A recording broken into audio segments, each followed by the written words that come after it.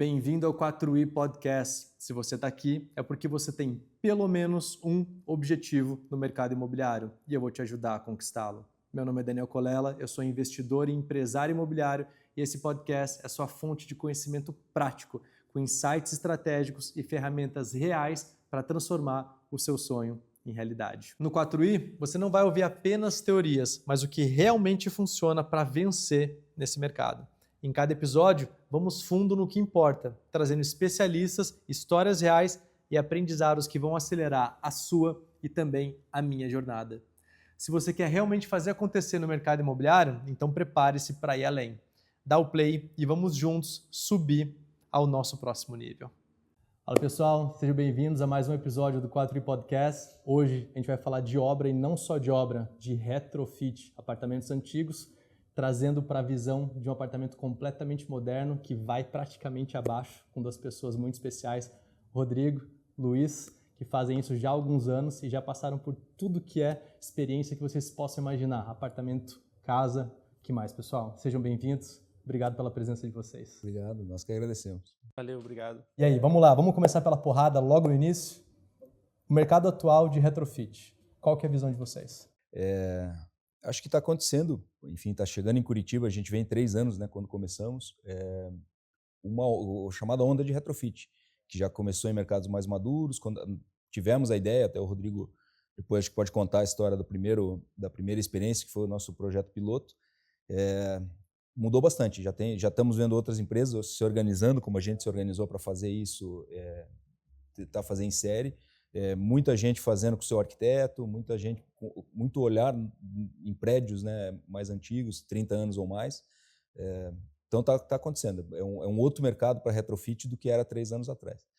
Com uma dificuldade também que vem agregada, é difícil garimpar oportunidades, né, cada vez mais difícil. Então, quando nós fomos comprar os 3 primeiros em final de 21, né, tivemos várias opções, assim. Tinha no Batel. Era um mercado Oceano Azul, né? Isso. Agora, e aí, hoje em dia, a gente já fica constantemente tentando angariar. Estamos lançando agora um programa para incentivar corretores, né? Se vê aquele que vai ser difícil de vender, a gente até tem uma comissão pelo lado comprador para incentivar que nos tragam, porque cada vez está assim, mais raro essa matéria-prima para o retrofit, que a gente chama. Até porque imagino que com o tempo vocês também vão afunilando aquilo que vocês gostam mais, que é mais fácil, entre aspas, de saída, aquilo que tem menos dor de cabeça, e aí ainda assim vai diminuindo mais ainda Exato. a oferta. O Rodrigo tem uma frase que a gente nunca conseguiu comprar o segundo no mesmo prédio, né? Quando se faz uma unidade, porque até o condomínio e os vizinhos, né, veem aquilo acontecendo e bate preço, o zelador conta que vendeu bem, ele vê o anúncio e realmente tem uma valorização que vem para as outras unidades, né? Assim, potencial. E no dia a dia do retrofit, Rodrigo, você que está mais na operação, para explicar um pouco para o pessoal, Luiz é mais aquela cabeça administrativa do negócio e o Rodrigo é aquele que está o dia a dia tocando projeto, tocando obra, cronograma e assim por diante, certo? Mais ou menos por aí. O que você vê no teu dia a dia no retrofit como o maior desafio na hora de garimpar o imóvel, você que pensa no projeto lá na frente? Você faz essa transformação de onde está para aquilo que vai ser. O que você diria sobre isso? Talvez até como recado, incentivo para as pessoas que estão buscando imóveis que tenham esse potencial, né? A gente olha primeiramente o prédio como um todo, né, localização, depois se o condomínio está bem cuidado, se vai comportar um imóvel que passará por essa transformação e depois vai atingir o valor que a gente imagina que ele deverá atingir após a transformação. E aí, entrando no apartamento, a gente sempre analisa a questão de posição de sol, vista, né, tudo aquilo que o cliente, quando vai comprar o imóvel, ele marca como o ticket de vai, não vai, né? Sim. A gente classifica, então, o potencial do apartamento. E aí, a planta em si, se a gente consegue fazer as integrações que a gente imagina que funcionam hoje para os tempos modernos, né? A cozinha que era segmentada e hoje a gente quer entregar ela aberta, com uma ilha americana, né? Para receber pessoas. Então, a gente olha de fora para dentro. Dentro a gente faz toda a transformação, nova infraestrutura hidráulica e elétrica, trazemos revestimentos modernos. E aí, a dificuldade de obra que você perguntou, muitas vezes a gente precisa fazer remanejo de ponto hidráulico, né, pontos de esgoto, então, ora a gente tem que interferir no vizinho de baixo, então é uma relação que a gente tem também com o condomínio, com os condôminos, com os vizinhos, e a gente está, dentro desse período que a gente teve de experiência, acho que acertando cada vez mais o timing, mostrando que a gente tem experiência, né, que a gente consegue planejar essas atividades quando tem que abrir o forro do vizinho, por exemplo, fazer um trabalho dentro de uma semana, né, proteger tudo, depois tem que abrir, faz um novo ponto hidráulico, depois entra o cara do drywall, depois pintura. Então, realmente, pequenos problemas que fazem parte dessa transformação do retrofit que hoje a gente está aprendendo como lidar melhor com isso. Até porque o negócio imobiliário, ele é sobre tempo antes de qualquer coisa. Exatamente. Né?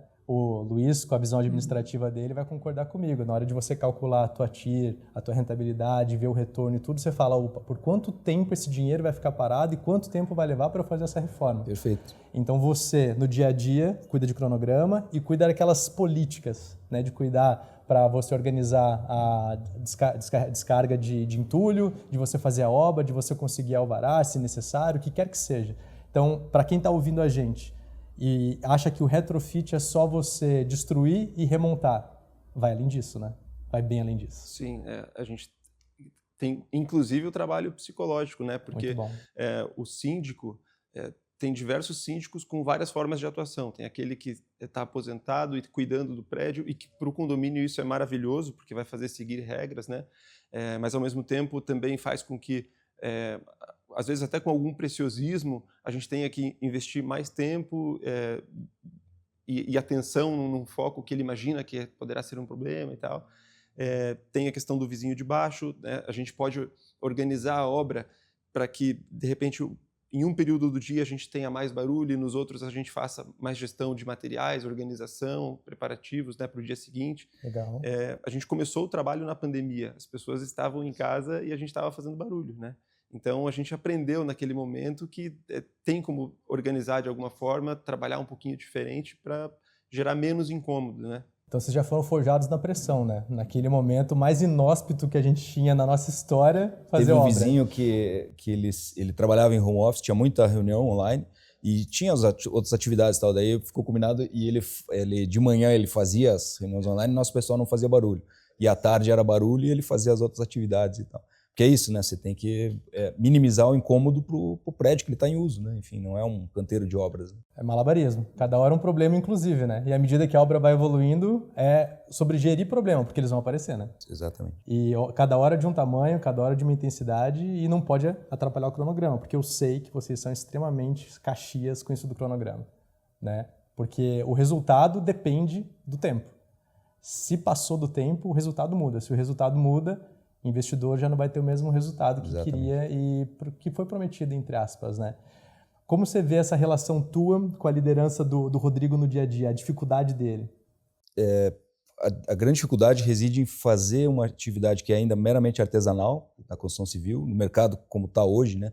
Que é um bom sinal para o país, enfim, enfim, sem entrar nos méritos ou deméritos no macro, o fato concreto é que 6% aí de desemprego para o Brasil é pleno emprego, né? E na construção civil falta mão de obra, enfim. Isso é insano. Estamos vivendo nesse momento, de novo, esse talvez ápice, né, desse ciclo e tal. A gente não sabe muito bem como vai ser, tem projeção de tudo quanto é lado e visão de mercado para todos os lados, né? Notícias e tal.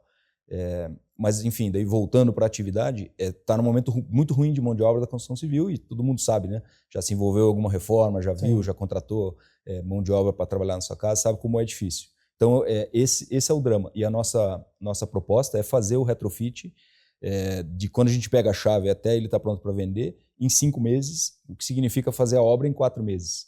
Certo. E a gente adquire um imóvel, às vezes com 1 ou 2 visitas, analisa toda a documentação e tal, mas não tem o projeto arquitetônico, projeto de interiores, né? Está na mente de vocês, isso. Especialmente tem um projeto sempre conceitual, mas certo. O estilo, enfim, e as condições concretas a gente não sabe. E aí não fez uma sondagem de prumada, pilar e tal. Então, quando chega nessa hora, sempre vai aparecer uma surpresa. Sim. E aí o projeto começa e a obra tem que começar em 1 mês. Né?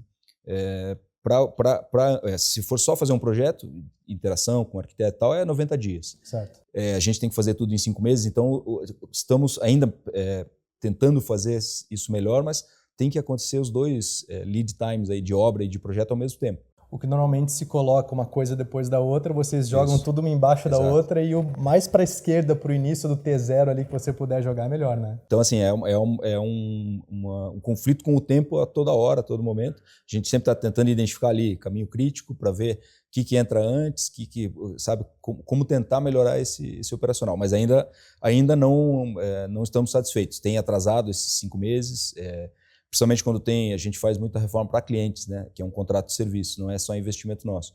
Nesses casos, tem a tomada de decisão, né, são a família, tem uma dinâmica, eles têm as atividades deles. Imagino eu. Quando está dentro de casa, que vocês definem aquilo que vocês já conhecem de mercado e como deve ser, poxa, é uma coisa. Quando está fora, é outra completamente diferente. Então, assim, sempre a gente tem que fazer uma atividade que é ao máximo industrializada, replicável e escalável, que é a nossa concepção do negócio da R3, mas sabendo que na operação lá tem toda essa dor de cabeça que é fazer acontecer, com uma mão de obra que ainda é muito artesanal, com empreiteiros, subempreiteiros, tal. Então é um negócio desafiador mesmo, né? Eu acho que a gente tem 2 ouros aqui, um convite para vocês. Não sei qual dos dois quer falar ou se um quer complementar o outro. Falar para a audiência o que é esse caminho crítico e quão importante ele é para fazer esses 5 meses serem 5 meses, igual vocês falaram. Caminho crítico, acho que é comigo, né? Eu sou o cara do gráfico de Gantt, essa coisa. A gente tem que fazer, tem que melhorar isso. Ontem a gente entregou uma obra, inclusive para um casal de amigos que nos contratou, e aí muita coisa deu errado e tal. Então, para a gente perceber, né, enfim, tivemos nessa obra específica um problema com porcelanato. Até o exemplo do que eu estava falando. Quando a cliente chegou na obra e foi ver, o piso da sala estava na parede do banheiro instalado. Tá brincando. É absurdo, é absurdo. Era parecido, daí é que nem queda de avião, né? Você vai ver, causa raiz é uma, mas teve uma série de outras. Por que disso, por que daquilo, por que daquilo. Mas daí, resumindo a obra, isso deve ter dado, entre recomprar, refazer, discussão com o empreiteiro e tal, deve ter dado 40 dias de prejuízo num cronograma desse tamanho. Então, assim, aí foi tudo, e de lá para cá o barata voa, sai aquela tropeço atrás de tropeço até o final e tal. Acabamos entregando sem ter tido tempo de fazer um check de conformidade, que é para ver todos os pontos elétricos, hidráulicos e tal. Então, assim, esse é um exemplo de que as etapas, esse sequenciamento tem que ser de forma industrial, tem que ser de forma pensada, não importa qual o estilo, qual o prédio, ou a casa, ou o empreiteiro, tem que ser igual, porque senão a gente vai ficar doido, o time não vai se encontrar, e daí fica ao sabor do vento e da sorte, né? Pô, você teve a sorte de pegar uma série de ótimos empreiteiros e nada aconteceu, beleza. Mas daí não é ser empresário, é ser torcedor, né? Torcer para dar tudo certo. Então, assim, 2 exemplos recentes, né? A gente acabou de mudar com 2 fornecedores muito críticos para esse retrofit, que é marcenaria e marmoraria. Tem várias formas de fazer essas 2 atividades, são fornecedores, uma marcenaria não coloca granito, né? Enfim, e o graniteiro lá, o marmoreiro também não faz marcenaria, você não vai ter esse único fornecedor. E o nosso trabalho, no fim, é integrar todos eles, né? Então, a gente está invertendo, então, fazendo uma lógica que é entrar com a pedra, com o granito antes e entrar com a marcenaria depois que o granito está pronto. Porque por causa do prazo, o momento que dá para disparar os 2, o prazo de produção dos 2, então nós vamos ganhar 2 semanas em colocar a pedra antes, enquanto a marcenaria fabrica. Para fazer isso, tem que mexer com muita coisa em obra e tal, porque como é que vai fixar, né, os tampos pesadíssimos na parede? Então, tem várias, ou mão francesa, ou abre a parede, chumba lá. Tal. Então, mas vai ganhar 2 semanas num cronograma apertadíssimo, né? Agora, uma outra ideia. Será que para fabricar a marcenaria realmente precisa estar o porcelanato todo instalado? Ou o cara pode acreditar ali que vai ter uma espessura de porcelanato? Tal? Então, a tese é da teoria das restrições, né? Você ataca a primeira restrição, daí vai melhorar o operacional. Vamos pensar na próxima. O que agora que está restringindo? O que agora que eu posso melhorar? E aí não tem limite isso. A tese da teoria das restrições é isso, né? Se não tem limite, você pode sempre se comparar e melhorar com você mesmo, com a tua atividade operacional. Não tem um ótimo que nós vamos chegar. Chegamos em 4 meses, tá todas as obras saindo em 4 meses de obra. Tá bom? Não, ainda não é bom ou ruim. melhorar sempre dá e piorar também sempre dá, se você relaxar, se tiver uma frouxidão ali nos processos e tal. Então, assim, a gente até combinou lá com o time que vão pegar os técnicos de obra e tal e fazer essa análise por grande assunto desse. Um assentamento de porcelanato. É muita coisa que precisa acontecer, né, para que esteja pronto em 14 dias, dependendo do tamanho do imóvel, obviamente, como a gente pretende. E aí alguma coisa, atrasou o pedido, o mapa de cotação está com o cliente não aprova. Tal. Então tem muita coisa, a gente tem que cuidar, né, de cada pedaço dessa maratona para que você cumpra o tempo lá no final. Então é constante isso. Eu acho que a gente tem alguns ouros aqui. Um deles, vamos começar de trás para frente, desse último.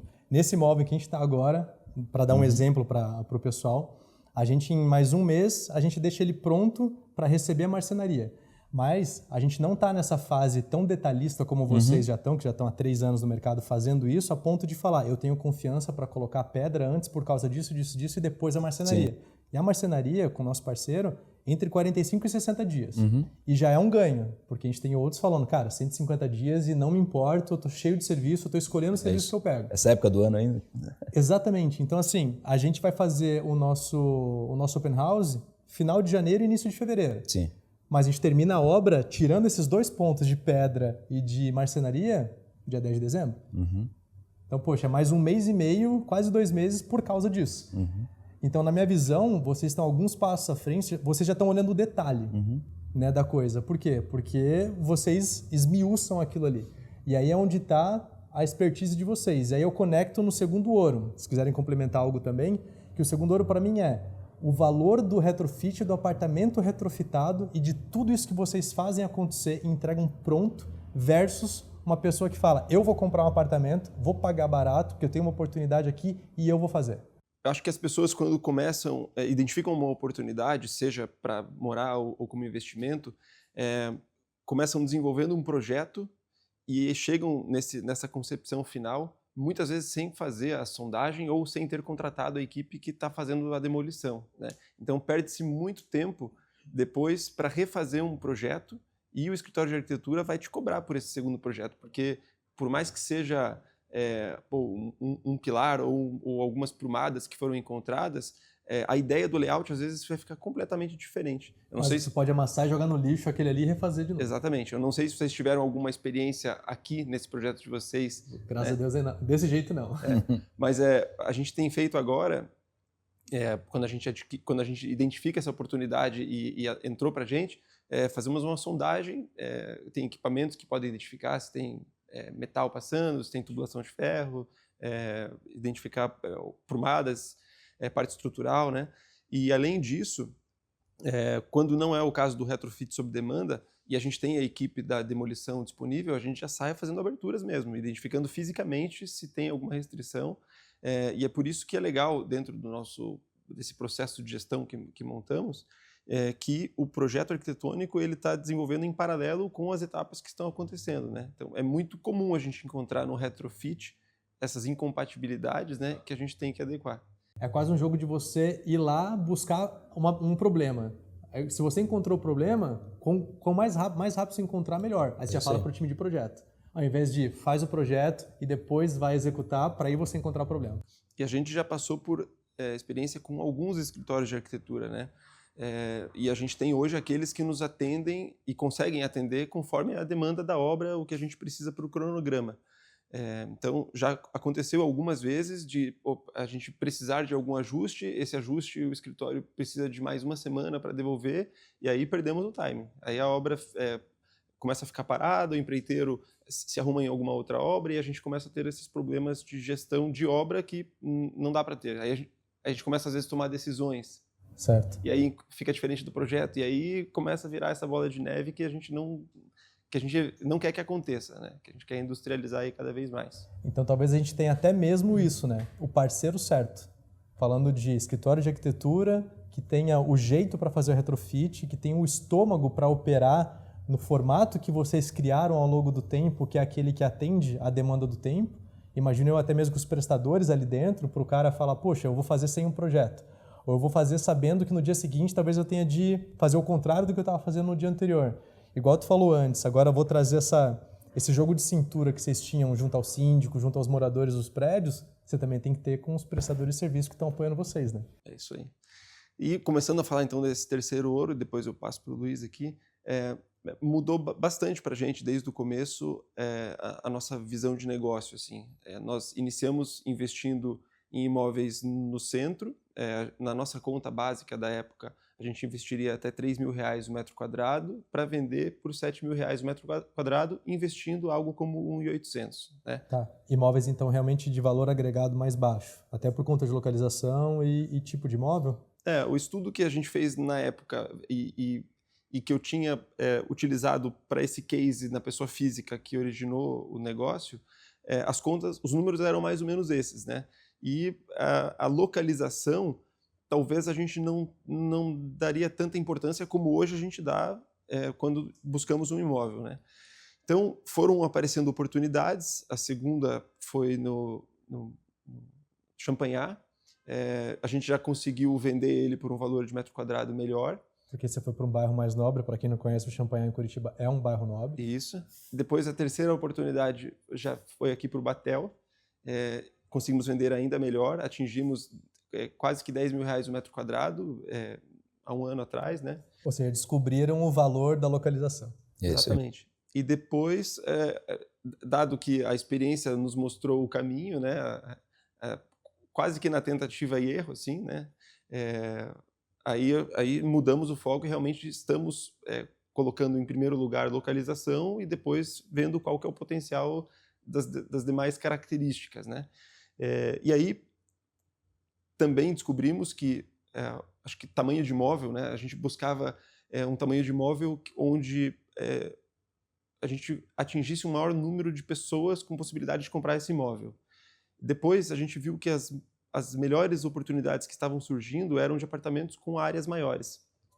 E aí, como esse ticket final ele acabaria ficando muito alto, a gente decidiu investir um pouquinho mais e deixar o projeto com uma marcenaria mais sofisticada, com uma pedra um pouquinho melhor. E aí é onde a gente está hoje, né? Identificamos um nicho de mercado muito bom, onde tem essas oportunidades, elevamos o nível de sofisticação do projeto. Não entregamos luxo, mas a gente entrega um alto padrão, né? É o alinhamento de público do produto, que é o público, né, a persona, e o que ele quer, o que a persona quer. Então, por exemplo, esses apartamentos que a gente até entrou, apartamentaços, assim, no centro, na primeira rodada de investimento, que foram 3. Nós tivemos uma dificuldade para vendê-los a R$7.000 o metro quadrado, apartamento de 160 metros, por exemplo, de uma suíte a gente fez 2, daí ele tinha mais 2 quartos, cozinha integrada, sucesso de crítica total, assim. Então, resgate de prédios tradicionais e tal, mas não tem público. Então, assim, quem é a persona ali, sei lá, o pai, mãe com um casal de filhos adolescentes e tal. Aí já tem o problema da restrição à segurança no centro. Garagem é ruim em geral, esses prédios às antigos. Vezes é rotativa, às vezes tem até manobrista junto. Uma vaga de garagem, e tem muitos prédios assim com essa descrição, essa tipologia, que eles não têm uma vaga, enfim, tem que tomar cuidado com isso. Um dos nossos investimentos era a vaga compartilhada, né, o vagão, e se compartilhava com o vizinho, tinha que deixar a chave para o manobrista, enfim, ajudar ali na hora de entrar e sair. Então, a persona, né, essa família, assim, que 40 mais, 50 mais, ou casal já fazendo o caminho de volta, nosso corretor fala isso, né, que ele já estava lá morando num condomínio, numa casona, os filhos já saíram de casa, então eles querem um apartamento mais central, cômodo. Então tem todo esse apelo, mas ainda tem uma barreira, um desalinhamento com esse público que vai pagar ali 1 milhão e pouco, 1 milhão e 200. Então, um mesmo produto a 1 milhão e 200 no centro hoje, calculado mais ou menos aí a R$7.000 o metro quadrado, tem muita... O primeiro nosso, inclusive, primeira obra, né, que ficou pronta, nós demoramos 1 ano e pouco para conseguir vender. Esse produto vendendo a 1.800, 1 milhão e 800 ou 2 milhões no Bigo Rilho, né, Champanhar ou no Batel, ele vende rápido e é o que está acontecendo agora, e aí prescinde também de uma sofisticação, né? Então a gente está aí no chamado alto padrão, né, que ainda não é o luxo, mas assim, já tem o granito, tem todo um projeto luminotécnico, a marcenaria planejada, tem design, né, de tudo que está colocado ali. O estúdio, né, que fez o projeto faz toda todo um design eu brinco assim, da fechadura eletrônica para dentro, tudo é pensado pelo estúdio que fez aquele projeto. Então, é mais fácil.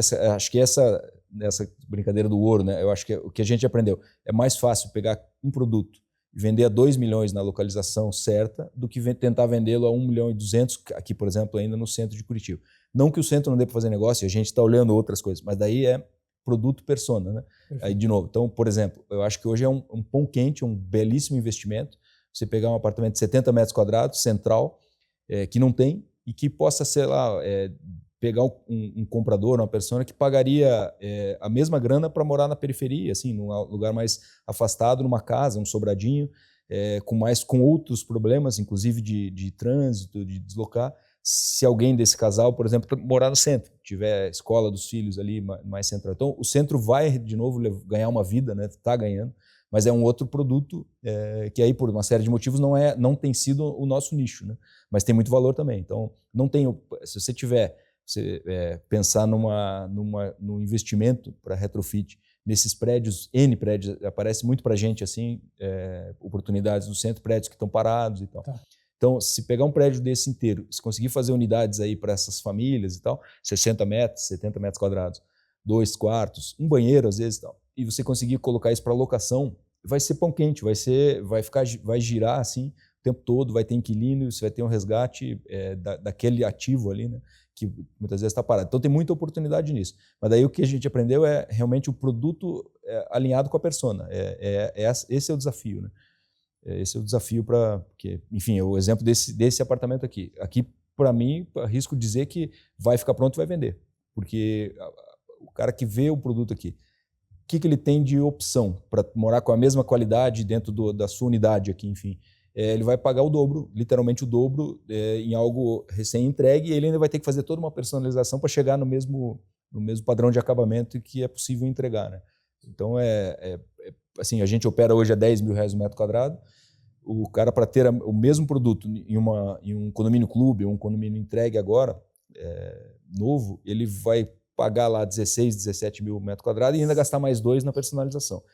O retrofitado que a gente consegue fazer e vender a 10, ele já está completo, né? Enfim.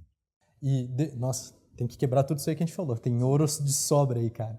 Segura a gente aqui, senão vamos colocando. Nossa, não, vou começar a segurar mesmo, porque senão deixa passar muita coisa boa. Eu acho assim, primeira coisa com que o público tem de sair desse podcast é a localização, então. Uhum. Né? Localização na concepção, para você decidir o que comprar, localização na facilidade de localização vender. Com o produto que quer. E daí o produto Fantástico. Envolve também a persona, para quem que você quer vender. Né? Acho que esse é o ponto. Então, voltando um pouquinho mais lá atrás ainda, então, fazer o retrofit não é só sobre entender de obra, só sobre ter jeito com empreita, só sobre ser bom com projeto ou ter os parceiros bons de projetos. Cara, é o psicológico para lidar com o síndico, é o psicológico para lidar com os outros condôminos, é você entender o mercado, que é o que você está me falando agora, que, poxa, é um olhar 360 praticamente.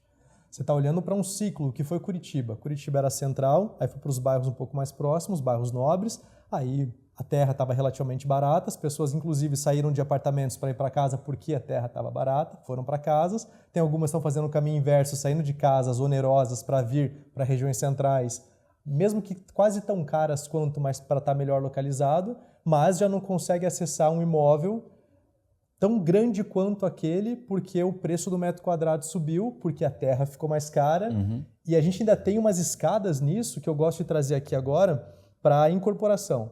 Eu converso com vários incorporadores, quando a gente tem terreno no nosso negócio em Gire, ele fala, eu não faço prédio em terreno menor do que 1.200 metros quadrados porque não dá viabilidade. E eu não consigo comprar terreno por menos de tantos mil reais porque senão eu vou ter de jogar o meu metro quadrado a 20 mil, 21 mil reais o metro quadrado. Opa, peraí.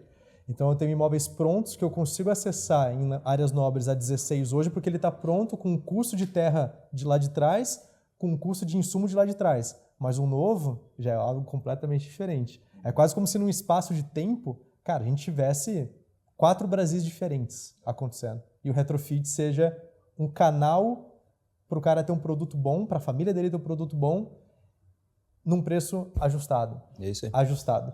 O que a gente diria para quem está com a ideia de fazer isso e acho que tem que fazer mesmo, somos entusiastas, e a cultura do retrofit, o movimento de retrofit, e uma pessoa que vai está tomando a decisão de comprar um imóvel, saber que existe a hipótese de ir em algo que alguém já está fazendo e está pronto, retrofitado, é muito bom. Para nós é muito bom. Então, a concorrência aqui no mercado de Curitiba, na nossa visão, é muito bem-vinda sempre, né? Então, assim, quem vai tomar essa decisão agora, eu recomendaria ter muita atenção no negócio imobiliário. Quem vai investir, ela vai ter 2 negócios imobiliários, né? O da entrada e o da saída do imóvel. Então, aqui é aquela o ditado que você pode ganhar de canequinha várias vezes e perder de balde uma vez só, né? Perder um imóvel aí ou ter algum arresto de bem ficar 2, 3 anos com o dinheiro parado e tal. Então, assim, tem 2 negócios imobiliários para fazer. Tem um negócio que, no fundo, é marketing, né? Que é alinhar o que você quer fazer com a persona, né? Quem é o comprador do teu imóvel, então o mercado quer aquilo ou não quer. Aí o centro é um bom exemplo, né? Então, se quer vender um apartamento para uma família por R$1.200.000 de ticket, no centro não vai rolar em Curitiba, pela nossa experiência. Ou pelo menos não ainda. Né? Não ainda. Essa é a minha visão também. Tem realmente muita... até poder público tem se mexido muito, né? Não só aqui, mas enfim, São Paulo está na frente disso. Tem coisas vindo para mudar um pouco essa cultura também para o público ali. Acho que vai acontecer com o tempo. E depois tem a operação, que por si é um desafio. Todo mundo já tem alguma história de obra que no final desistiu e brigou com o arquiteto, brigou com o engenheiro. Trauma, não é nem só história, é trauma mesmo. Né? Nós também, alguns clientes são bravos com a gente, enfim, porque as coisas não deram certo. E aí, por mais que a gente tenha seriedade, vai lá, faça acontecer, minimize dano, acontece, enfim, é a atividade operacional. É um perrengue mas enorme. é artesanal, igual tu falou no início, cara. É isso. Não adianta as pessoas quererem se iludir. Acho que por melhor que seja ou por que pareça a empresa, o profissional, é artesanal.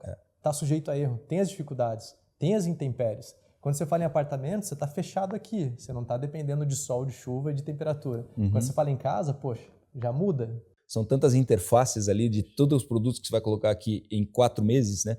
Que para isso tudo dar certo, tem que ter muita gestão. E vai ter muito BO. Se alguém disser que não vai ter, tá equivocado. Vai faltar material, aí o cara vai ter um problema da mão de obra, aí os dois têm que estar juntos no mesmo dia. Atividade sucessora, dependeu dessa, depende da duração dessa, aí o cara já está em outra obra. Tal. Então, assim, BO o tempo todo. O que a gente deve fazer? Ter recurso, ter gente para ficar cuidando? Não, porque aí também impacta no preço. Tem que ter gestão, né? Gestão toda hora, medir. Então, assim, nós estamos nessa que eu estou falando. É mitigar o problema. Mitigar isso. O problema vai vir, ele vai vir. E aí o Rodrigo, no dia a dia, vendo aquilo ali, antes de ele acontecer às vezes, né, tentando projetar ele, ou quando acontece, agir rápido, no fim das contas. É isso aí. E no fim, você tem uma atividade empresarial lucrativa, legal. Eu comparo com a incorporação até, enfim, pelo que a gente ouve muita gente também no mercado, muito incorporador. Então, nós temos um ROIC, um retorno, que é, se eu botei 1 milhão, qual é o dividendo líquido que eu tenho sobre esse 1 milhão? 200 mil. Então, eu pego o meu 1 milhão de volta mais 200 mil. Então, o retorno, o ROIC, nesse caso, é 20%. 200 em 1 milhão que eu deixei empatado. Tem uma frase que eu gosto que todo prejuízo é ruim, obviamente, isso é intuitivo, mas nem todo lucro é bom. Então, assim, o lucro tem que vir comparado com o risco que você correu e o tempo que o dinheiro ficou lá mobilizado, né? Então, assim, se deixar num CDB aí do Banco do Brasil, eu ganho 10% ao ano, por aqui que eu vou correr um risco e ter, como eu falei no começo, o nosso apartamento da primeira rodada ficou 1 ano e meio para vender, né? Enfim, e aí a gente foi dando desconto. Ainda deu 117% da renda fixa. Aquela rodada, quem pôs as cotas, ainda ficou acima da renda fixa. Porque um primeiro vendeu bem, o segundo mais ou menos. Então, na prática, o lucro que você está tendo em face do risco que você está correndo. Duas negociações imobiliárias, toda essa operação. Então, vale a pena isso. Esse ROIC que a gente faz, comparando com o da incorporadora, até tem investidores que entram em rodadas do nosso investimento que também participam em incorporações. A grande vantagem, o que eu diria, e não tem certo nem errado, o certo, na minha visão, é o investidor, quem pode, né, botar umas cotas no retrofit, botar umas cotas com incorporadora, botar umas cotas num cara que investe em terrenos para permutar depois. Acho que diversificar é o caminho. Porque vai ter uma hora que um vai dar bom, outro não vai e tal. Então, a gente tem o mesmo ROI, que é bem comparável, só que num time muito menor. Uhum. Então, assim, entrar e sair tem dado aí a média de 10 meses dos nossos projetos. Você está investindo e realizando no mesmo Brasil, entre aspas. Né? Não é um outro... O que vai ser o Brasil, que a gente vive de susto, infelizmente, né? De descontinuidade. O que vai ser o Brasil daqui 3, 4 anos? É um desafio muito maior de pensar no que eu estou vendo aqui para fevereiro, março do ano que vem dessa unidade. Então, já está mais... fácil de entender. Fica mais você não vai ter um né? problema mais de fácil conjuntura. de digerir também, né? Mas é legal, a gente sempre recomenda para quem vem com ideia, identifiquei um apartamento assim, assado, vou fazer o retrofit, o que vocês acham? faz essa análise, faz essas contas e entra mesmo, porque é um belo negócio. Tem um spread muito grande, tem uma valorização muito grande para captar, só pelo fato de você chegar, o corretor chama o casal, traz aqui e ele está pronto. Né? Porque ninguém quer se incomodar com obra, não tem visão para isso. É isso. E o estômago para você, igual tu falou, algumas pessoas tiveram histórias vulgo traumas, e não quer mais ter. Especialmente quem vai comprar esse tipo de imóvel, já passou por uma vida de 30 anos de uma vida profissional com dinheiro e passando por 2, 3, 4, 5 imóveis, alguns deles de obra. A pessoa fala, não, chega, não quero, vou pagar mais para não ter a dor de cabeça. O cara não quer ter o hobby de ficar 6 meses ali, toda hora de folga, tu ficar falando com o fornecedor, correndo. Ele não está mais construindo patrimônio, igual, poxa, um Daniel, 35 anos. Cara, nunca que eu vou comprar um apartamento de 2,5, não, vou comprar por 1 milhão, vou gastar os 500, se eu tenho energia e tenho tempo, tenho o suor aqui. E aí eu vou lá e faço para mim, exemplo. Né? Mas ainda assim, cara, tem ouro pra caramba no que você falou. Eu acho que um ponto legal aqui para vocês dá pra audiência aí essa visão dos 117% do CDI. Aí deixa eu dar um panorama. Para mim, o negócio imobiliário, mesmo errando, como no caso foi esse imóvel de vocês, que não foi um tiro tão acertado, mas que compensou dentro do fundo, é ganhar de 1 a 0. Ganhou de 1 a 0. Sim. Né? Você ficou em 117% do CDI. Então, o pessoal que está assistindo a gente, existe uma conta que é o custo de oportunidade. A gente tem uma visão muito parecida, né, Luiz, a respeito do porquê fazer isso e não aquilo. E o que é aquilo? Aquilo é renda fixa, que você não faz nada, só coloca aquele teu dinheiro e aquele teu dinheiro vai render X. Esse X é 100%. Se você ficou acima disso, você teve um ganho. Mas aí, versus risco, foi bom ou não foi bom? 117% validou, ficou acima, mas não foi aquilo que talvez se projetasse. Eu vejo isso de um jeito muito legal, de um cara especialista em loteamento, que ele fala, é como se você emitisse um boleto todos os meses, que você tem que pagar fruto do rendimento que aquele dinheiro teria. Você tem que ganhar mais do que esse boleto custa. Sim, perfeito. Um bom comparativo, né? E aí, trazer aqui agora para quem tem esse imóvel, por exemplo, que fala, eu vou vender porque ele está um imóvel muito desatualizado e vou vender por pouco, e fala, puxa, eu vou vender por tão pouco, mas não tem o que fazer, o mercado não vai comprar o teu imóvel porque ele não quer essa dor de cabeça. Qual que é a visão de vocês? Aí quero pegar um pouco do Rodrigo aqui agora. O que você diria para esse proprietário? Vamos montar uma persona. Mariazinha e Joãozinho. São um casal, 55 anos, estão morando num apartamento de 200 metros quadrados e querem ir para um apartamento de 100, bem localizado, ajeitadinho, com marcenaria, tudo bom. Mas aquele imóvel que eles têm agora de 200 metros quadrados é muito antigo. Só que se eles venderem, para quem vai fazer uma reforma dessa e tem que fazer dinheiro e pagar imposto, poxa, exemplo, vai vender por 600 mil reais. O que você diria para o Joãozinho e Mariazinha? Caso eles tenham dinheiro em caixa, para eles falarem, vamos gerar valor, que ao invés de você vender por 600, você vai vender por 1,5 milhão.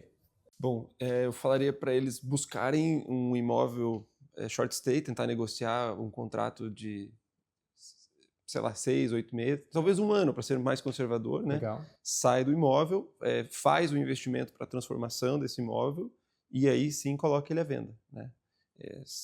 Se eles não tiverem coragem de fazer isso sozinho, chama a gente faz em conjunto, né?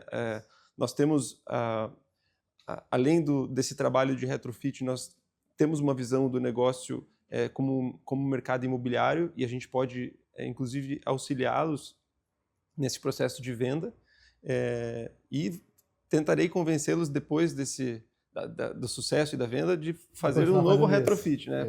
Porque acho que hoje, como o spread do imóvel antigo para o imóvel novo ele está muito alto, né, muito grande, se ele não fizer questão de ter o condomínio clube, que é isso que está fazendo, talvez seja o grande diferencial do imóvel novo, né, dos novos imóveis, para um antigo, vamos fazer um retrofit para você, inclusive depois. Você quer porque nesse caso o casal está querendo reduzir o tamanho do imóvel, né? Está querendo ir de 200 para de 100 metros. Talvez tenha um pouco mais de qualidade, né, no imóvel melhor, ainda que menor, né? Mas sair daquele imóvel gigante, até porque é dor de cabeça, tem que cuidar, limpar, etc. Mas te digo que corre o risco, depois da transformação, deles quererem continuar nesse de 200. Acredito. Complementando esse ponto, eu recomendaria para o casal ainda pensar muito em design, porque, assim, vou dar um exemplo, design do Madeira, que é lá um marketplace, você olha, tem uma poltrona por, sei lá, R$200, se você quiser, ainda vai nesses sites, você vai achar ela super barata, mas tem design, é impressionante. Legal. Não tem qualidade, vamos lá, não é minha área, mas vamos dizer, por mais que não tenha qualidade, ela tem design. Olha só. A Tokstok é um belo exemplo, né? Tem um custo bem ok. É assim, bom aos olhos, tal, né? Isso. Impacta. Não é algo de móvel que você vai pagar caríssimo, mas tudo ali tem um design. Então isso aí entra um pouco em algo que a gente não tem feito, que é o house flipping americano, né? Que é o tapa para vender, né? Da virada no imóvel. É o mesmo conceito para o casal. Então talvez não seja um projeto longo e tão profundo como um retrofit completo, que é de tudo que a gente está falando até aqui, mas seja aquele tapa, mas dá o banho de loja no imóvel e tal, porque ninguém... Não é lógico você ir estragando a coisa que você vai vender, que é o que hoje o mercado faz, né? Meio que sem saber o que está fazendo. Então, eu vou vender o apartamento, arranca tudo. Então, a gente chega em cada imóvel, cada situação incrível, fica tudo entulhado lá e você quer vender daquele jeito. Você não vende carro assim, né? É isso. Você vende o carro, você lava o carro, dá uma revisada e tal. É o mesmo conceito que o mercado americano faz há muito tempo. E depois também capricha na venda, né? Faz uma venda mais com algum conceito de marketing ali, de convencimento e tal. Então eu recomendaria mesmo fazer pelo menos um flip, né? Dar uma arrumada.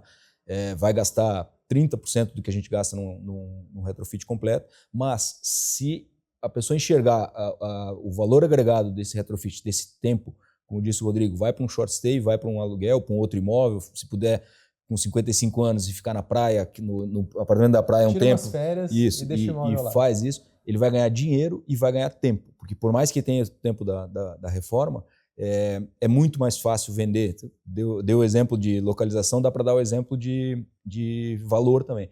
É muito mais fácil vender algo retrofitado por 1.800 do que vender por 1 milhão ele original, né? Ou seja, você vai ter que achar alguém que tenha esse olhar ou que esteja precisando e para topar pagar aquele custo ali.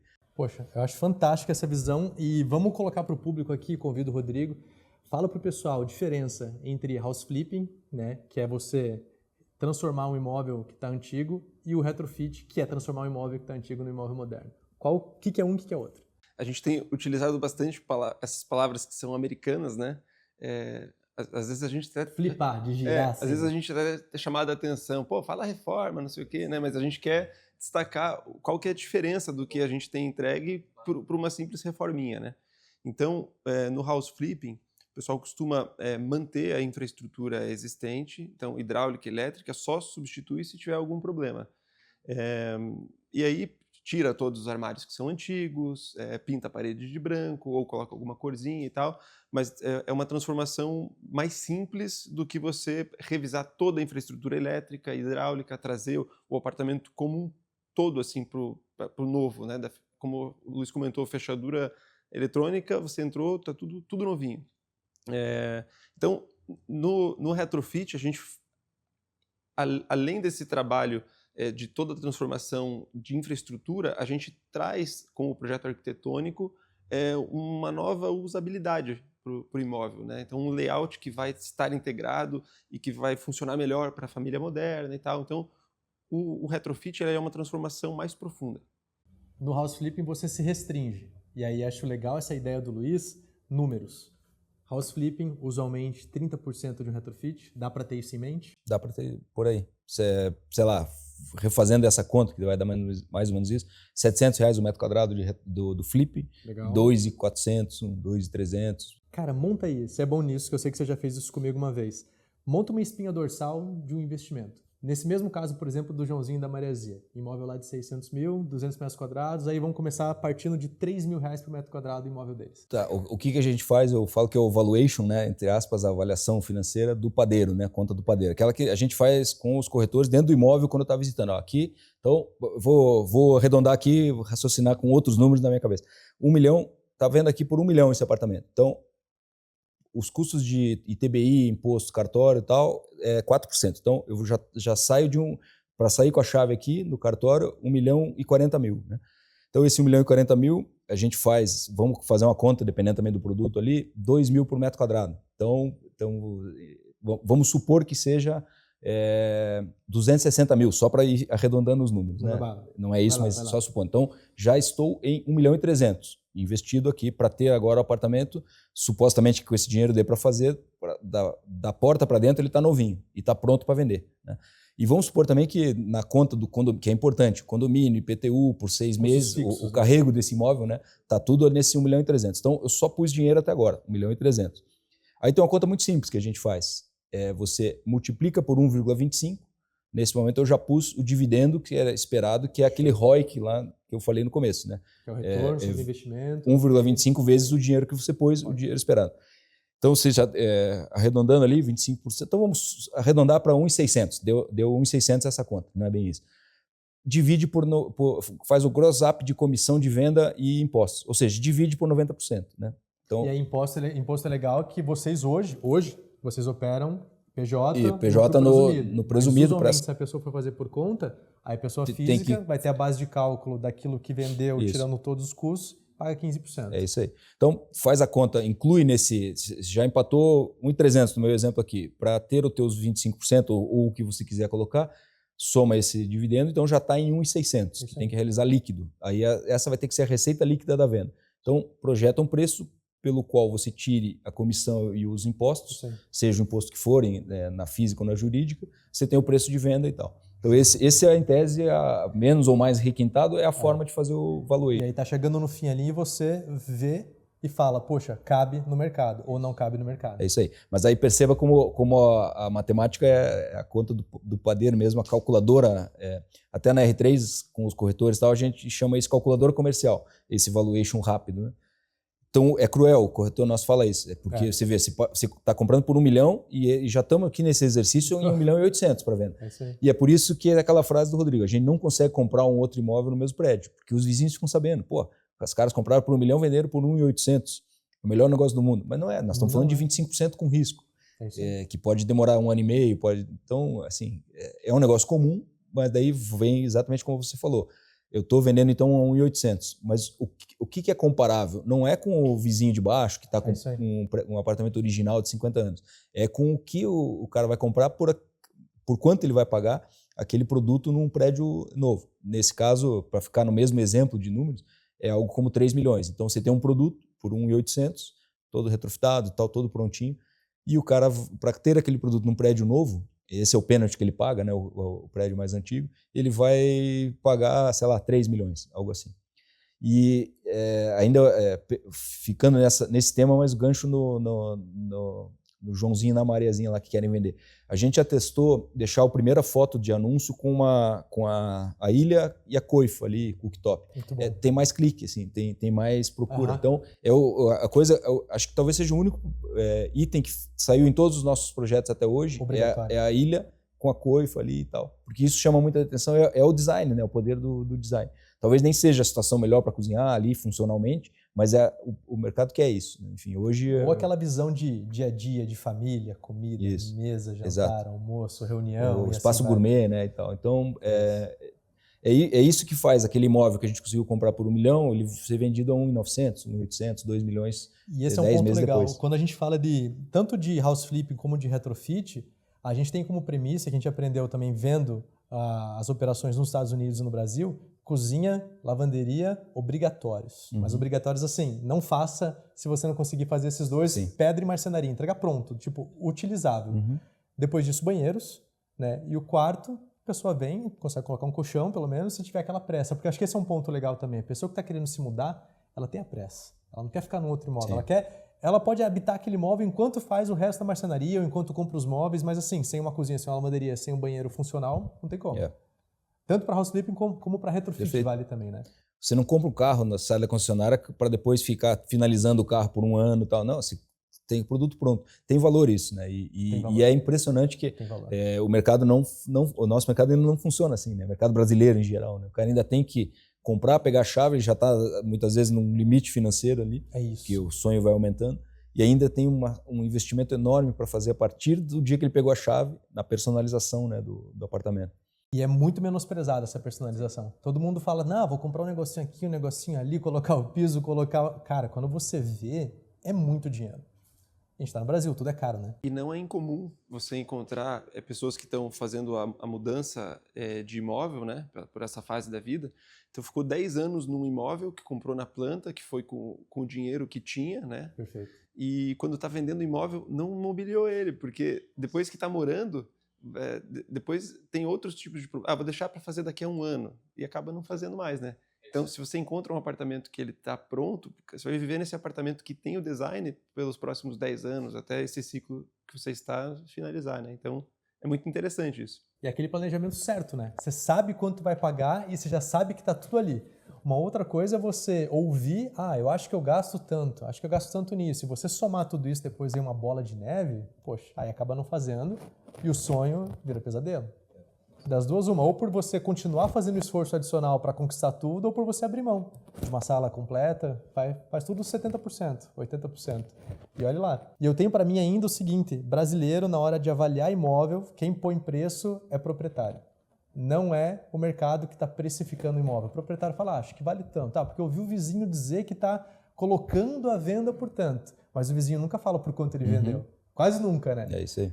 Então, é proprietário falando, acho que vale 1 milhão. Poxa, na verdade, quem diz quanto vale é o mercado quando vem a proposta de compra. Se vem 700, 800 depois de 8 meses, 12 meses, 18 meses, puxa, muda completamente o jogo.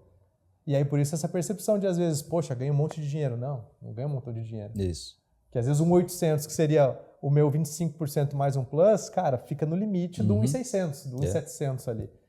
Porque o mercado ele acaba sendo meio cortante em algum momento, especialmente o fator tempo. Então, brasileiro não tem essa visão de real estate igual o americano tem, por exemplo. Né? A gente também tem pouco dado.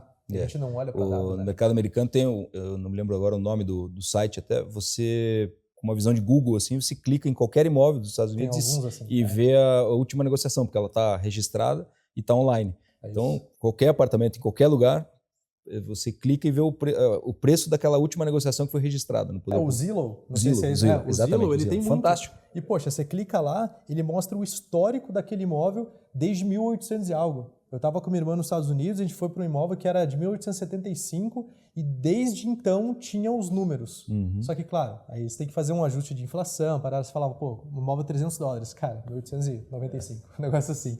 E aí você tem, tipo a matrícula Mas aí você tem o preço de mercado daquele imóvel mesmo. Exatamente, quanto se pagou e não por quanto se colocou à venda. E aqui até para quanto se colocou à venda a gente sofre para conseguir dado, né? Com o Zap+, com o imóvel. Assim.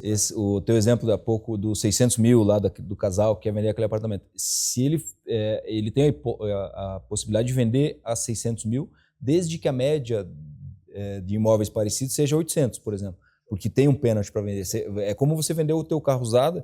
Se quer vender o teu carro usado amanhã, você vai ter que ir na loja e o lojista vai ligar para alguém e vai repassar e o carro vai lá para o Mato Grosso.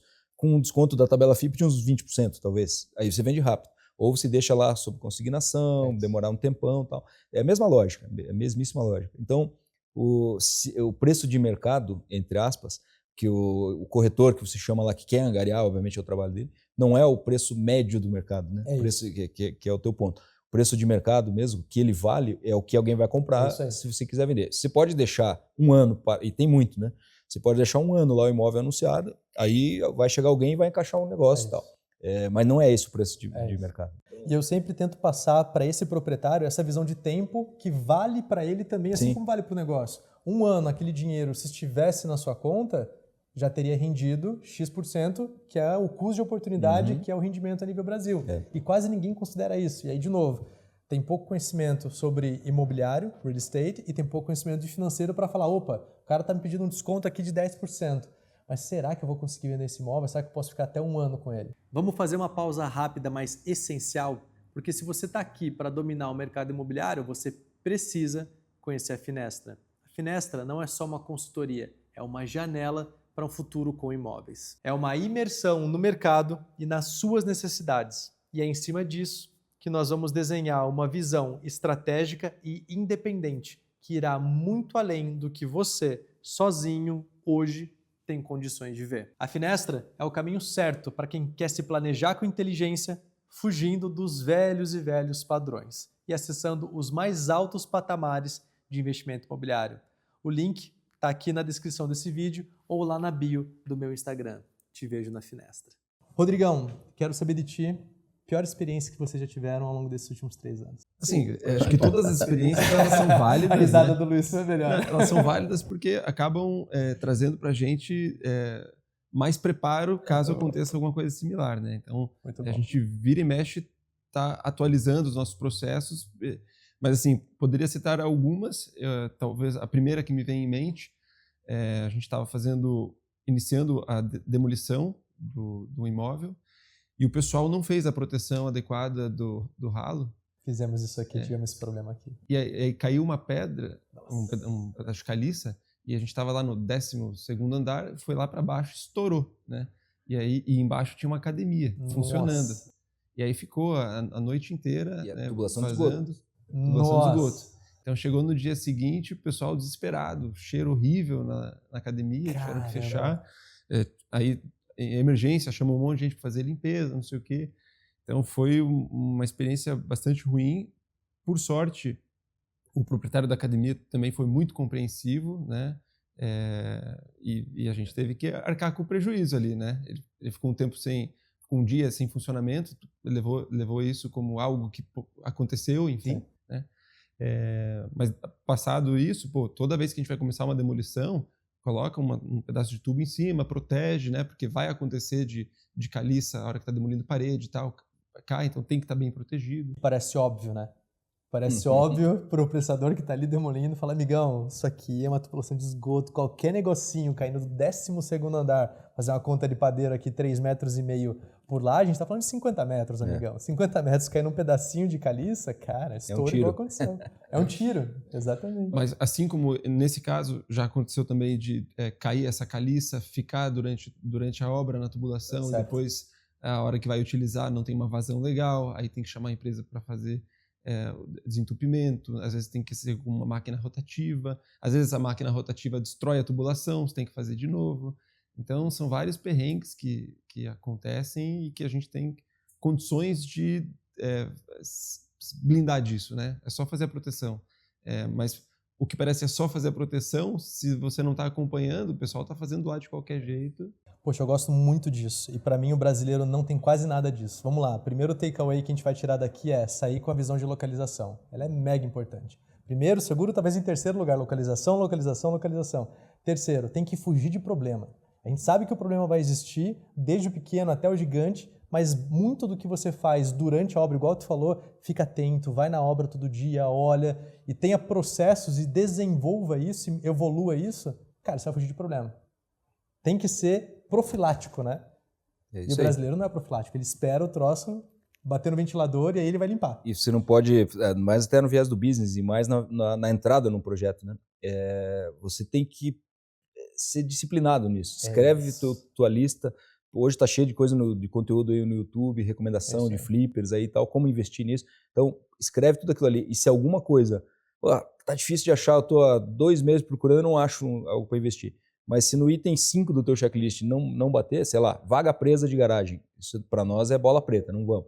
Então, se não tem, você escapou de um mico, você não perdeu um negócio. Então, não seja investidor torcedor, seja investidor, empreendedor, empresário. Você tem que ter disciplina com você mesmo, com o teu dinheiro, com o que está combinado, né?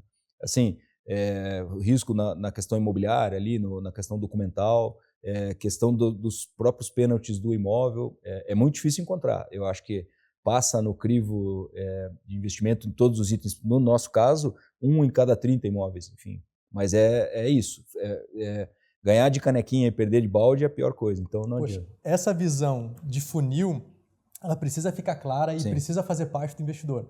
Aquela pessoa que está começando e viu um imóvel e falou, nossa, isso aqui é a última bolacha do pacote. Não. Pensamento de abundância. Tem oportunidade para todo lado. Siga de acordo com a oferta, com o ritmo mesmo. Vou arriscar isso aqui. Puta, falou em arriscar, você já está sendo torcedor. Eu gostei pra caramba dessa visão. É isso aí. Então, poxa, não atendeu a um item que na tua visão você já sabe, inclusive, mas você vai falar, poxa, eu vou relevar porque eu acho que o resto tudo é muito bom e compensa. Não vai compensar. É isso mesmo. E outra coisa é na venda também, eu diria que tem que ter a mesma disciplina. Se você tem que cumprir lá os covenants, né, enfim, tempo e tudo, então tem uma dinâmica ali, obviamente, para tomar a decisão se você aceita às vezes uma proposta ou não. Mas não entra numa dinâmica de que você tem que fechar um negócio. Você não tem que fechar um negócio. Você tem que encerrar um ciclo de investimento. Então, assim, a gente já deixou o negócio na mesa por R$20 mil. Os corretores ficam malucos, né? Pô, mas R$20 mil eu deixei de vender. Deixar de vender é uma coisa, enfim, e depende da posição de cada um. O corretor, obviamente, é legítimo ele pensar assim, para nós que estamos ali representando o investidor e a nossa grana mesmo, não é isso. Você tem que cumprir uma TIR de 2% ao mês num período ali e tal, às vezes você está no limite, já foi no possível, já passou abaixo disso um pouquinho, tem a disciplina de dizer não e espera a próxima proposta. Até porque se essa veio, é sinal de que está alinhado ali com o produto, com aquele mercado e tal. Nem sempre é possível fazer. A gente mesmo já deu descontaço em relação, já errou, né? Enfim, e já teve que dar desconto para girar aquela grana e ir para o próximo.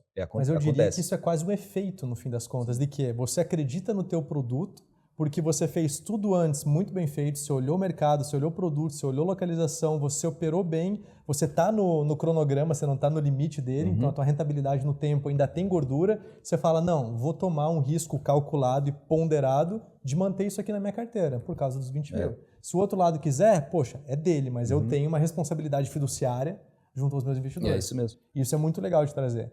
Porque vocês não estão brincando no mercado, vocês estão ali para fazer negócio. E fazer negócio tem seriedade. E vocês cumprem com aquilo que vocês se propuseram porque vocês acreditam naquilo que vocês propuseram. E a gente tem que ser mais disciplinado com o dinheiro de investidor do que com o próprio nosso dinheiro. Enfim, você pode pegar a tua grana e ficar lá no Caribe, você pode fazer o que quiser com o teu dinheiro. Né? Ser perdulário com o próprio dinheiro, se permitir pegar um baita de um carro ali e tal. Mas você não pode fazer isso com o dinheiro dos outros. Né? Você tem que ser... Porque a parte reputacional, você não tem uma chance de falhar duas vezes, falhar de novo. Se perdeu a reputação, é uma vez só e o mundo está cheio de exemplos aí disso. Né? A gente já fez em 6 rodadas, 90, somando todos, né, vários repetiram, mas 90 desses acordos de cotista de investimento. Então a gente tem esse desenho de captar cotista. E aí você tem que ser super rigoroso nisso e saber que esse é o que vem em primeiro lugar. Essa, pelo menos é a visão que a gente tem na cultura da R3, o stakeholder, ali, o agente prioritário disso tudo que a gente faz é o investidor. Somos nós, na nossa fatia do investimento, e nesse desenho que a R3 faz, captando cotistas, né, são esses investidores. Então é impessoal, né, é uma persona também, o investidor, e ele tem que ser atendido ali. Então, a gente não pode, sei lá, imagina, eu peguei uma rodada de investimento, capitalizei lá uma SPE para fazer uns imóveis, no meio do caminho resolvi fazer outra coisa, resolvi investir e alugar. Não estava combinado isso com o cara. Né? Então, seriedade para os dois lados. Exato. Então tem que ser rigoroso nisso. O dinheiro de uma parcela do pagamento de um imóvel vendido entrou hoje, para tudo, faz as contas, faz todas as projeções, sobe o dividendo amanhã ou depois de amanhã e tal. Então, assim, esse para nós é o agente prioritário, que faz todo o resto acontecer. Né? Óbvio que não é só ele, óbvio que tem o cliente, que tem que atender o pós-venda, o time que está ali no dia a dia, todo mundo tem que ser atendido nessa, mas o prioritário mesmo, você tem que ter essa disciplina, é o investidor. Né? Legal. Dá um overview para o pessoal do modelo de R3 Retrofit, depois de 3 anos de operação, de quão padronizados e quão estruturados vocês estão hoje e como é a forma de negócio. Bom, a gente puxou o modelo das incorporadoras, que é o modelo de SPE, Sociedade de Propósito Específico, que tem um desenho bem legal, antigo, consagrado muito no mercado imobiliário, que é de SCP, Sociedade em Contas de Participação. Então é um contrato de investimento, que a SPE, né, uma Sociedade de Propósito Específico, uma empresa nossa, normal, registrada, personalidade jurídica, representação comercial e tal. Essa empresa faz toda a gestão, tem todo o passivo, né? tem que, enfim, prestar contas, responsabilidade fiscal, trabalhista, é uma empresa comum, mas não é a nossa empresa mãe, e isso é importante, porque você tem que isolar a caixa, se tiver um problema nesse projeto, não contamina outros, né? Então é por isso até que as incorporadoras fazem nesse desenho. Com cotistas, pessoa física ou jurídica, a gente assina contratos de investimento, dentro desse negócio, com o propósito específico de fazer aquele empreendimento. Por exemplo, 3 imóveis. Agora fizemos com 3 apartamentos. Então, o cotista põe R$100 mil, recebe 100 mil cotas dessa SCP. O que a SCP tem? 3 apartamentos e ela vai vendendo ao longo do tempo. Então, tem uma série de compromissos ali que estão num acordo de investimento e tem um contrato que é muito similar a um contrato social de empresa, inclusive recebe um CNPJ específico e tal. E aí a conta que a gente faz é tudo isso que a gente falou aqui, até faz a conta de investimento, coloca 25% e tal. Então é esperado e vem acontecendo. A última vez que eu olhei, nós estamos aí performando 22% de rentabilidade líquida, que é depois do investimento, depois do imposto, depois das comissões e tal, que é um número legal, principalmente se ele der em 10 meses, né, então, que é uma média também. Então esse é o desenho. Se for anualizar, a gente pode estar falando que está entre 2,5 e 3 vezes um CDI. Exatamente. 3 e 4 passa de vezes 200% do CDI. Né? e é óbvio que tem que ser assim, porque CDI você não tem risco nenhum, aqui você tem um risco de ficar com o dinheiro. Aqui o dinheiro não tem data para voltar, portanto é um investimento sem liquidez, né? Então, o recomendável é você ter maçãs em várias cestas, não todas na mesma cesta. Até por isso que a gente faz com um portfólio de projetos. Então, o cara não é sócio de um imóvel, ele é sócio de cotas de 3 imóveis. Você divide o risco, ônus e bônus, né? Para todo Exato. mundo. Mas acho que é legal para o investidor, ele continua não fazendo nada. Quem faz são vocês. Sim, sim. Só que ele toma uma outra vertical, um outro mercado, inclusive, de investimento. Igual tu falou, cara, investir é sobre você diversificar, né? Você mitigar e reequilibrar. E até não tinha comentado, foi um bom ponto. A gente também copiou, de certa forma, esse desenho de outro business, que são os próprios fundos de investimento, né? Então, o que o fundo faz, né? Você tem lá um fundo que seja do teu banco, de uma XP, de uma Guide, tem um gestor que toma a decisão ali, que é o cara discricionário, vou investir aqui, vou investir ali, e você tem, e até por ser regulado por CVM e tal, você fica tranquilo que o teu dinheiro tem alguém cuidando e é regulado, né? Então, e esse gestor, que é um cara com toda a formação para isso, autorizações regulatórias e tal, ele toma essas decisões.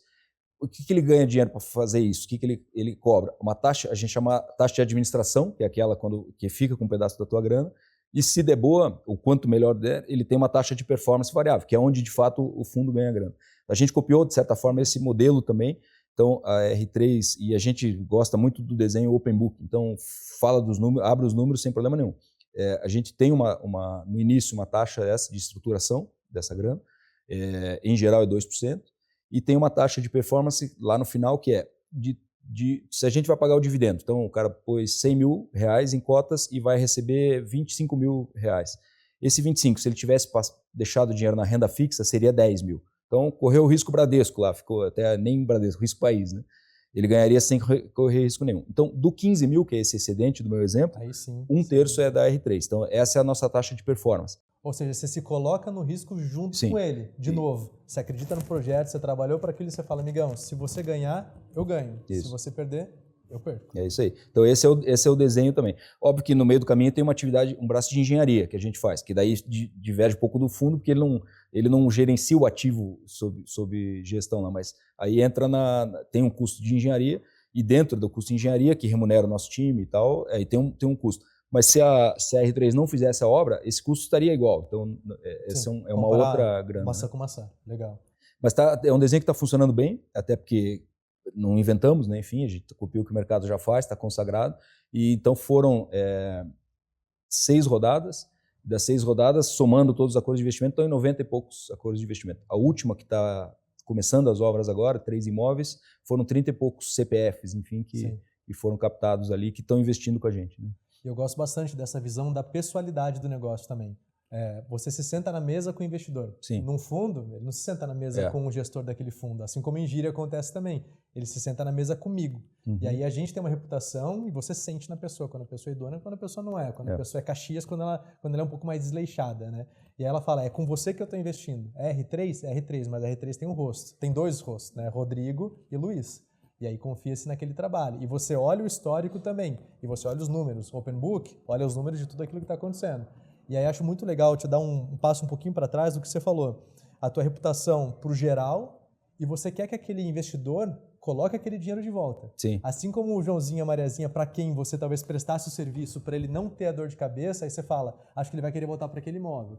Mas caso ele não queira, ele vende, fica com dinheiro e ele fala, puxa, eu vivi essa experiência de retrofit na pele e eu acredito que dá certo. Aí ele vai lá e coloca o dinheiro como investidor, não necessariamente como imóvel. E assim você vai... Eu acho que todo mundo tem o potencial de se tornar um investidor. Mas ele precisa do parceiro certo e das ferramentas certas. E a recíproca é verdadeira. Muita gente que tem o potencial para se tornar um investidor, com o parceiro errado, com a ferramenta errada, não se torna investidor. Eu falo, não, isso aqui não dá certo. Mas dá certo, só que você está mal assessorado. É isso aí. E a gente tem um exemplo bem legal nesse sentido, que a gente fez um retrofit sob demanda num edifício que é um clássico também, bem próximo da 29 de março ali, Legal. Desembargador Mota com o Martim Afonso, Tá. né? E a gente fez para clientes com o gosto deles, essa interface com o escritório de arquitetura e tal, e ficou um projeto espetacular, né? Uma planta ampla e tal, e eles fizeram para projeto de vida, vamos morar lá.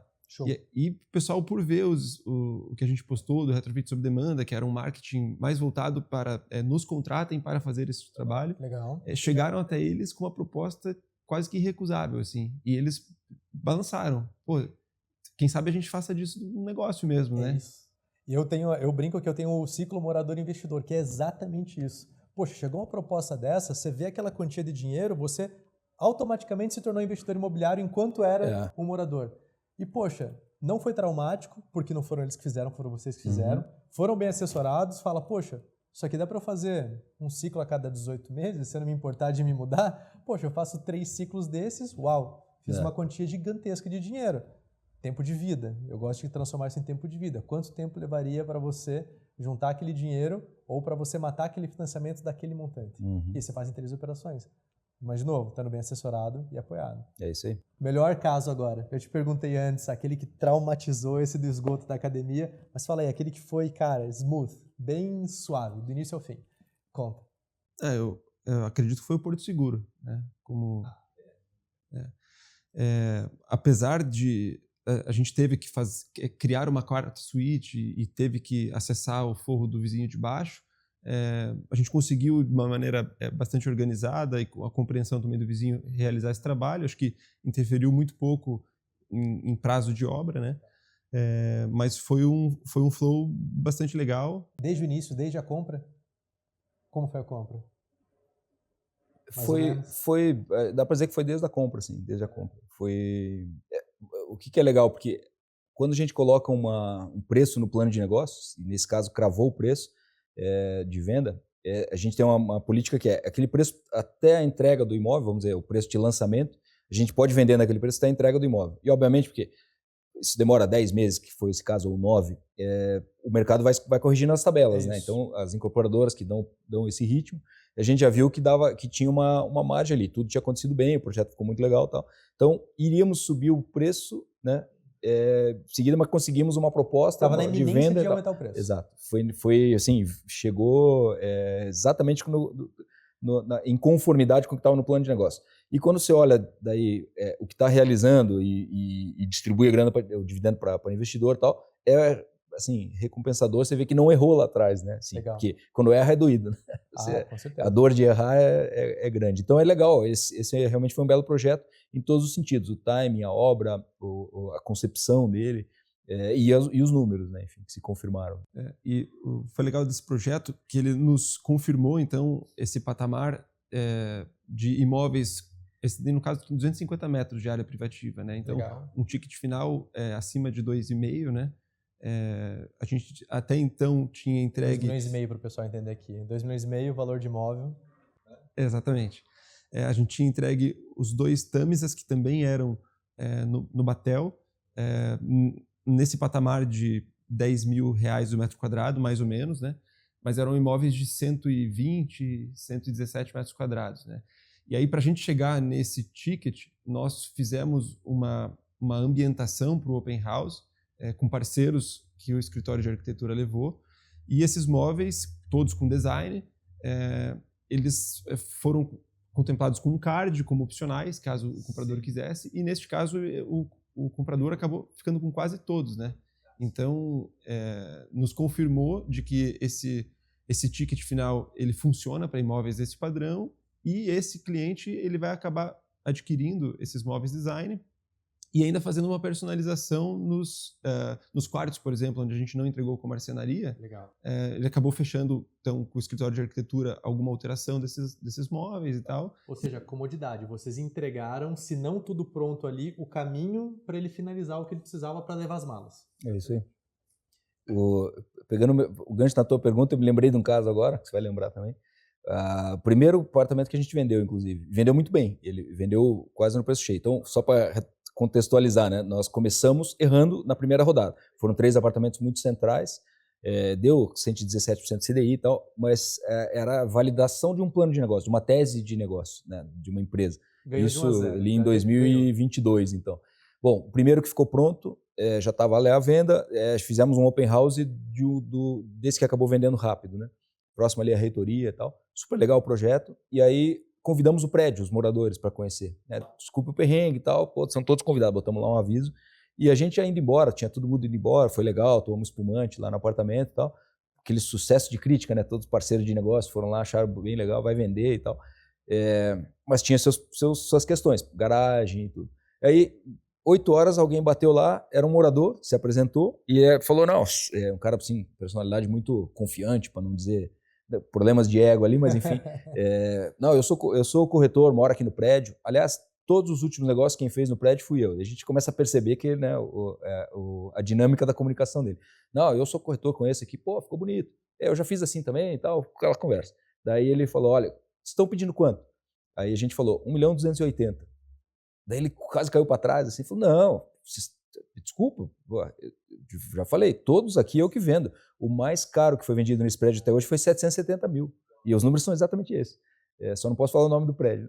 Enfim, 770 se vender por 1.280. Imagina, 2 caras que estavam lançando esse negócio. O primeiro já estava ali entregue e tal. A validação da engenharia estava feita, até porque o Rodrigo já atuava nisso e eu já mais com o viés de investidor. Aquele dia eu realmente fui para casa, fiquei pensando, né, refletindo com o travesseiro. Porra, erramos, né? Esse cara bem mole sabe o que está fazendo. Aí ele falou coisas dizendo como, não, nem o avaliador do banco aqui, se alguém for financiar, ele vai bater o preço dos vizinhos. Vocês estão sonhando. E foi embora. Deixou a gente com essa pulga atrás da orelha. Mas daí, enfim, amigo, né? semana seguinte, literalmente, aquilo vendeu. Porque um casal que achou bem o que estava procurando, tem casa grande em Alphaville e tudo, casal muito legal, assim, a vibe deles, eles queriam um negócio mais central, adoraram, compraram 1.280. E aí, cravou. Daí você mostra como é a coisa. Mas assim, naquele momento, se alguém... se tivesse a porta de saída, desisto e coisa, eu refleti, porque foi realmente um susto, né? Mas eu acho que fica de lição. Você vai tomar susto, vai errar, não tem jeito, né? O negócio tem que ser... Você não vai acertar sempre, e a gente fala isso para investidor também. Nós não vamos acertar sempre, vai ter problema. A gente não pode errar no reputacional, no comportamento, e não pode errar nesse negócio na parte imobiliária, porque aí você perde o investimento, aí não tem jeito, né? Aí não é uma questão de preço e timing de venda. Eu acho que o desafio é você ter a visão qualitativa, que o corretor quase nunca tem. Ele tem aquele hábito de pegar o preço do imóvel, área privativa, dividir um pelo outro e falar, é isso, a referência. Mas nem olha o que tem lá dentro. Se eu falar que tem, sei lá, piso de mármore por inteiro, ele não dá bola para isso. Sim. E o vendedor, ele tem de vender isso quando tem de vender isso também, né? E justifica, é uma média, tem alguns acima, alguns abaixo. Então, olhar para essa qualidade que vocês entregam em retrofit tem que se representar em quantificação, que aí no caso é precificação. Sim. E aí também o corretor tem que vir para uma venda dessas e falar, é uma venda diferente. Porque é um imóvel cuja média está lá em 760, 780, mas é um imóvel completamente diferente. Ele só tem a mesma planta. E olha lá se tem a mesma planta, que você pode ter destruído tudo, né, Rodrigo? Nem a planta é a mesma. Nem a planta é a mesma. E tá tudo diferente por dentro. Você vende um outro imóvel. O comercial de um imóvel de retrofit, a gente também vai aprendendo com o tempo, né? E faz toda a diferença a forma como você apresenta esse produto retrofitado. Total. Por que vocês fazem o que vocês fazem? Vou começar aqui. Assim, eu comecei trabalhando, logo depois de formado, numa empresa onde o Luiz Fernando era o diretor, né? E trabalhei por algum tempo. Nem parece mesma idade, assim, nem parece, né? No ramo de energia. E foi muito bom, assim, para aprender como que uma empresa funciona, para ter a experiência de morar fora de Curitiba. A gente atuou no sertão da Bahia. Bom, daí veio o projeto casamento, pensa em família, volta para Curitiba. E aí, refletindo que caminho que a gente quer seguir, eu acho que a nossa geração ela já busca qualidade de vida aliado com trabalho, né? Então, eu não me via workaholic, trabalhando do começo até o final do dia. E quando pensei em fazer isso na pessoa física, foi para trabalhar no meu ritmo, né? Aí veio o Luiz com a provocação de transformar isso numa empresa, mesmo talvez sem pensar direito no que poderia se transformar. Falei, cara, bora lá, né? Um instinto ali. Apresentou números. Não, um negócio que claramente é escalável e tem, né, enfim, potencial se a gente fizer direito. Né? Então, vamos montar uma empresa disso, né? E aí começa a tomar forma, começa a desenvolver, a gente começa a se estruturar, e aí começa a ter um formato de empresa, mas a visão que eu tinha lá atrás de eu não quero ter uma vida corporativa. Agora eu vou reformulando, porque tem tanto potencial e a gente pode fazer isso de maneira organizada, que a gente está avançando feliz, né, por estar transformando isso numa empresa com o tamanho que ela vai se transformar. Assim. Então, o que me motiva hoje além de fazer as transformações, de pegar imóveis que estavam lá desqualificados e qualificá-los, né, para ter um reuso, para que famílias morem felizes aí, o negócio em si, né?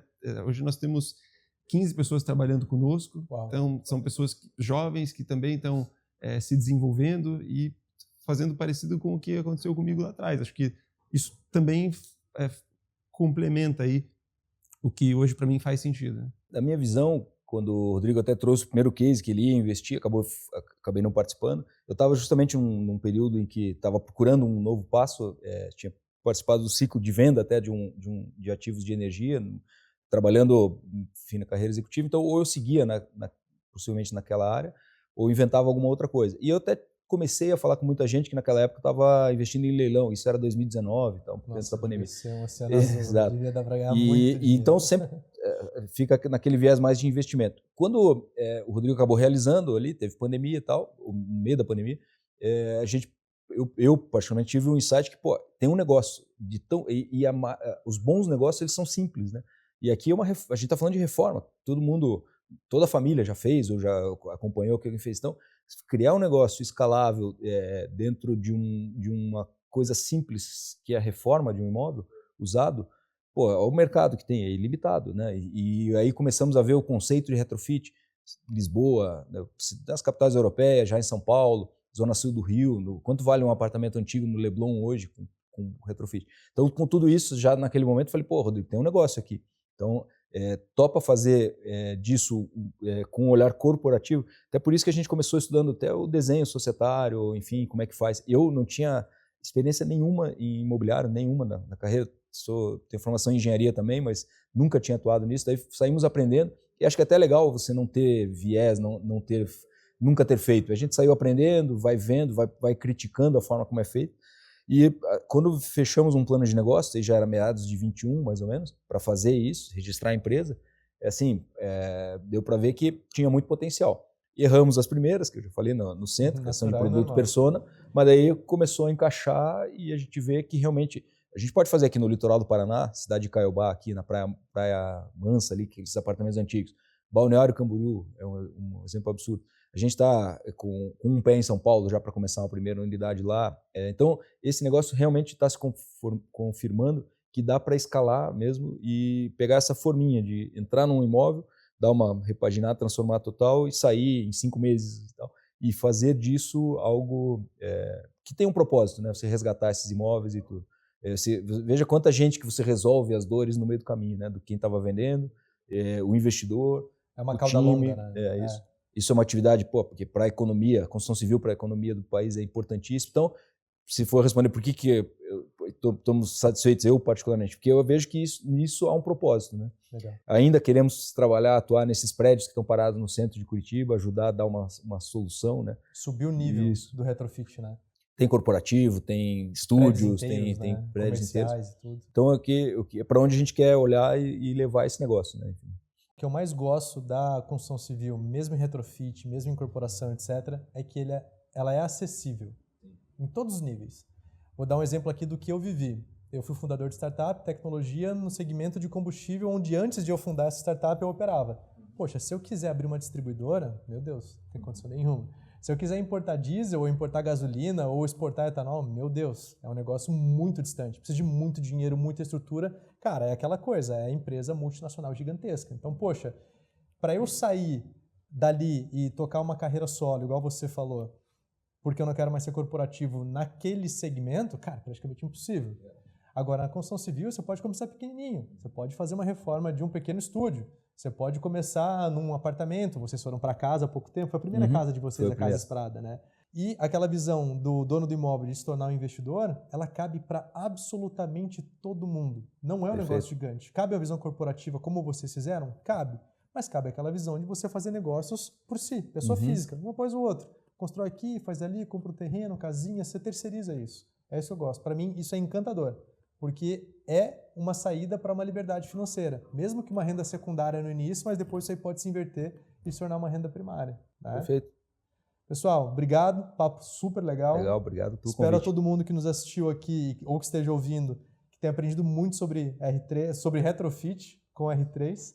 Qualquer novidade, Rodrigo, Luiz, fala para o pessoal onde eles encontram vocês e quais os serviços que vocês têm para caso quem quer. Nosso speaker aqui das redes. A gente gosta muito do Instagram, a gente vive colocando novidades, né, os nossos projetos, a gente tenta colocar um pouco mais do nosso dia a dia nos stories. Queremos fazer isso com mais frequência para que quem curta e queira aprender possa aprender realmente conosco. Tem também o nosso site, www.r3retrofit.com. Tem todas as informações dos serviços que a gente presta de retrofit sob demanda, tem os imóveis que estão à venda. No futuro breve a gente terá em nosso site algumas oportunidades de apartamentos que ainda não estão retrofitados, como pedras brutas ainda a ser lapidadas, né? E qualquer novidade a gente vai colocando tanto no site como no Instagram. Pessoal, o Instagram deles é uma aula, viu? E tem design no Instagram também. Tem obra, legal, mas também obrigado. tem design lá, tem bastante foto legal. Vocês não vão ver o Luiz lá, vão ver só o Rodrigo, né? Eu devo estar focado em boleto nessa hora. A partir de hoje, né, a gente pega essa nossa conversa e a imagem do Luiz também. Vou colocar o stake dele pela rede toda. Isso aí, nem Instagram pessoal eu tenho. Putz, preciso resolver. O sócio quer que eu resolva isso quanto antes. Cara, obrigatório. Tem que aparecer lá. Show? Valeu. Obrigado. Mais um episódio do 4i Podcast e, com tudo que a gente falou aqui, você com certeza pode avançar nos seus objetivos. Agora mostra que valeu a pena e mãos à obra. Afinal, conhecimento sem ação é o mesmo que absolutamente nada. Faz e vai e faz. Quer mais? Então me acompanhe no Instagram, o Daniel Colella, e caminhe comigo nessa jornada para conquistar a nossa liberdade com o mercado imobiliário. Nos vemos por lá ou por aqui, no próximo episódio do 4i Podcast. Até lá, aproveite cada minuto. Afinal, tempo é o ativo mais valioso que existe. Ele não está à venda em qualquer lugar, mas ele está à venda nos imóveis. Só que pouca gente está olhando para isso.